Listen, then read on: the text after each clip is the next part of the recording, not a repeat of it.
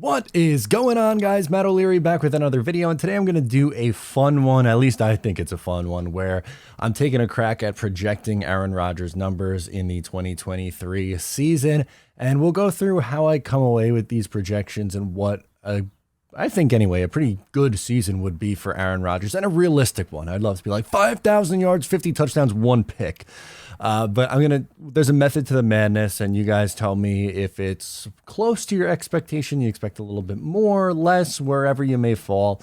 So let's get into it. Obviously, Aaron Rodgers should be an upgrade, and it's really just a matter of how much of an upgrade at this point in his career is Aaron Rodgers over what the Jets were running out there. And I still think it would be pretty significant. So really, Rodgers isn't all that far removed from back-to-back MVPs. He won in 2020 and 2021. And over those 2 years, he was downright dominant. He threw for 8,414 yards, 85 touchdowns, only 9 picks for a 116.7 rating. If you were to just pace those 2 years, take the average, the 17 game pace of those 2 seasons, that would be 4,470 yards, 45 touchdowns, 5 picks. That's insane numbers, obviously MVP level numbers.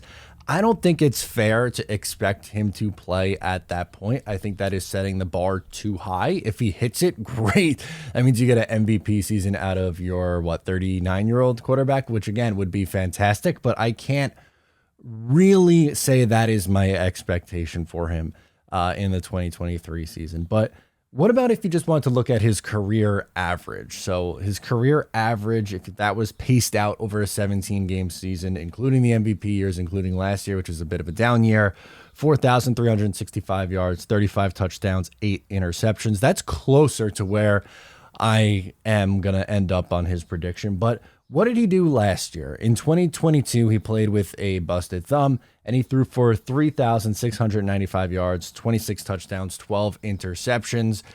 Just to go into a little bit more depth on some of those numbers, 64.6 completion percentage last year, 91.1 rating, and 6.8 yards per attempt. Now, for his career average, 65.3 completion percentage, 103.6 rating, and 7.7 yards per attempt. So basically, what if you kind of split the difference between his career average and what he was last year?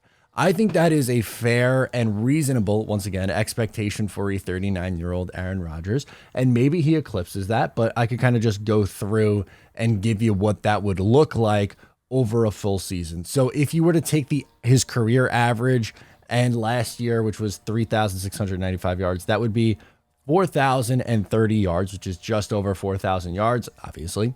31 passing touchdowns, 10 interceptions, a 65 flat completion percentage, a 97.4 rating, and 7.3 yards per attempt. So when looking on a per game basis, 237.1 yards per game, about 21.2 completions, 32.6. So you round up 33 attempts.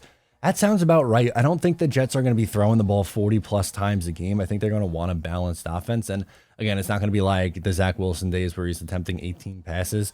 But, 30, between 30 and 40 most weeks, 32.6, I really don't think is that crazy of an expectation for him to be attempting per game.